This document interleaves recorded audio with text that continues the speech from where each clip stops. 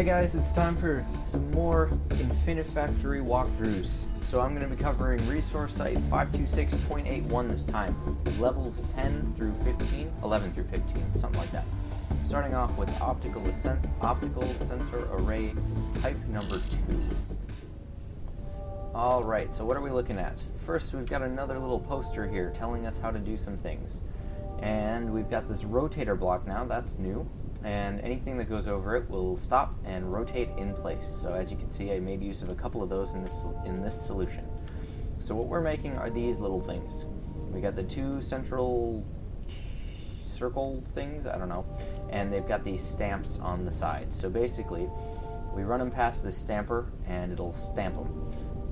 And they come out of here. So what we're going to do, how this is going to work is they will come out fairly close to each other, and they'll both get stamped. And as soon as one is here, it'll hit this sensor, which will push the other one onto the rotator. And it'll actually require that to happen a couple of times before we get any results, because once it hits the rotator, it'll stop moving. So then a second one will push it over here onto this rotator, which will flip it around the rest of the way, and then a third one will push it the rest of the way over here to get welded onto the first one. So I will give this a spin and you can see it in action. And if you didn't notice, I'm running this on speed 2+. That's kind of important because I am using a timing mechanism with the sensor pushing another one over. If you don't run it on the same speed, that won't work, because the different pieces will be closer to each other, and when the sensor is hit, suddenly you won't have the piece being hit by the pusher.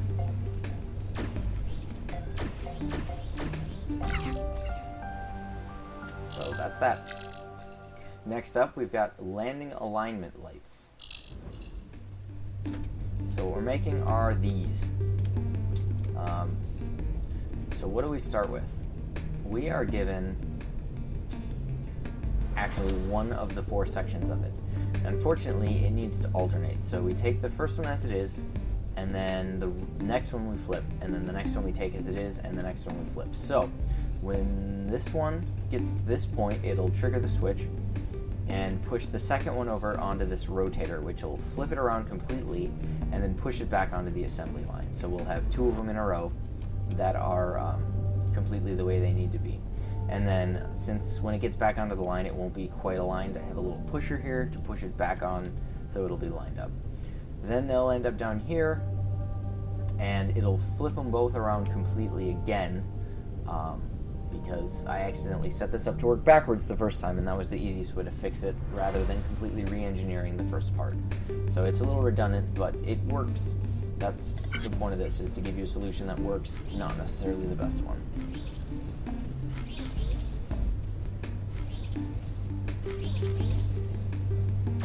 So once we get 4, they'll be welded together and moved off.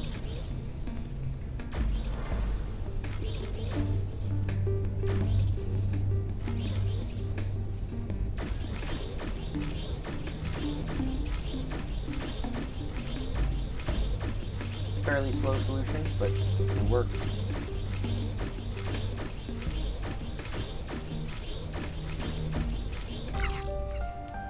So what do we have next? We have the Optical Sensor Array Type 4. So we need to take more of these sphere pieces and turn them into these crosses. And we can see we've got the stampers again. Those were placed here for us to use. I can't actually place them. But there's one on each side in 2 different locations. So let's take a look at what I got here.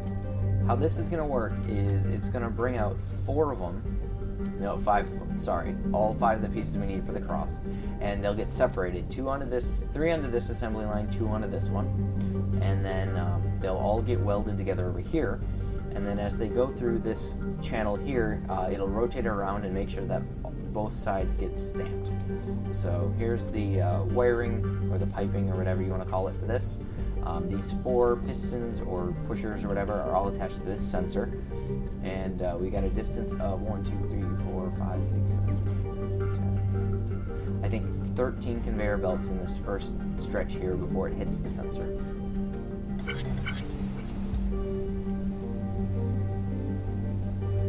So we get all 5 of the pieces we need. They split up into their different parts.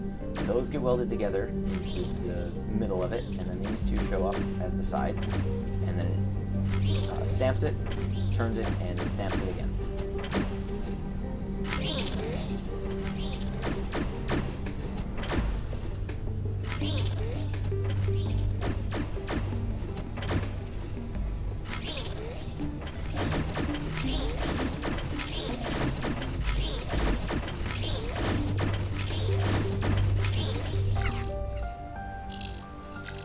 So next we've got the small excavator. That's going to be this funky looking thing here. Personally, I don't quite see how it's an excavator. It looks more like a claw to me, but oh well. So how do we get these triangular pieces? Well, up here we have a mine, which will bring up these blocks of metal or dirt or whatever they are, and we need to put some of them through this machine here, and it will cut them into those triangle shapes that we have. So we're going to take 6 triangles for every 4 normal ones, which is the same as 3 for every 2. So that's how I've got this set up here, is we'll bring these metal blocks out, and one of them will hit this sensor over here. We'll have 2 more here and here, so that's the 3 to go through the piece and get turned into the legs, I guess you could call them. And then 2 of them go over here and get turned into part of this metal piece across the top of the bar. So basically we've got our 4 pistons here, and the welder here for the top, the welder here for the 2 sides, and then everything comes down here and gets welded together. And then this sensor and piston here will push it out of there once the entire thing is completed. So here's the run. We got 2 and 3. Those 3 get turned into one of the legs, and it just falls down there and flips to the other side. And then when the second one falls down, it can't flip around because there's already something in the way. Then the middle bar falls on top, and it welds together, and the piston or the pusher activates, and they get moved to the end point.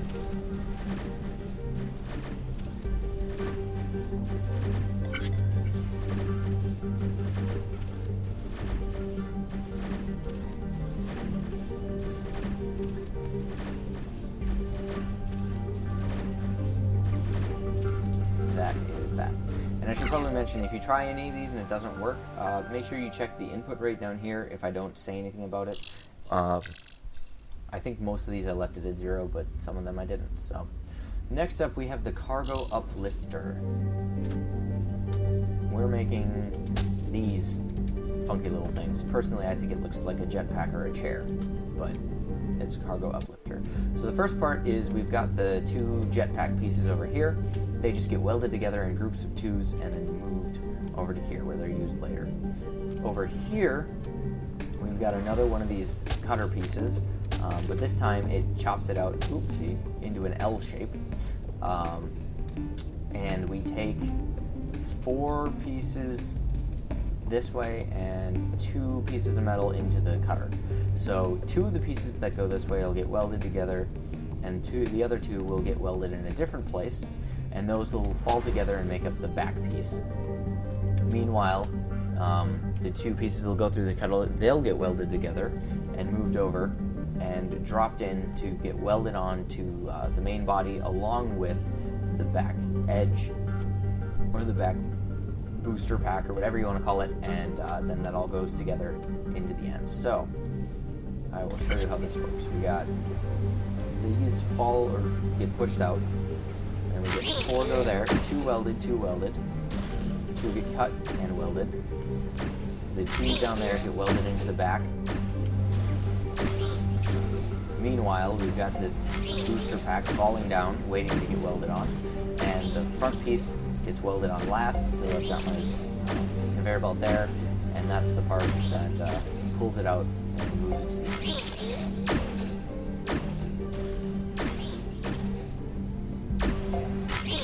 make sure to give you guys some good angles on this so you can see exactly what's happening here. Also, the pusher here is activated by this sensor right here. It's a little funky, but that was the best way I could make it work. And the timing's consistent, so it works that way.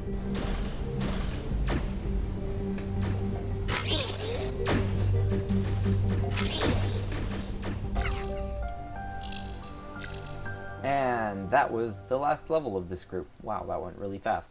Hopefully these are helpful for you guys. If they're not, let me know if I could be pausing on things more often or something so that you can see them better.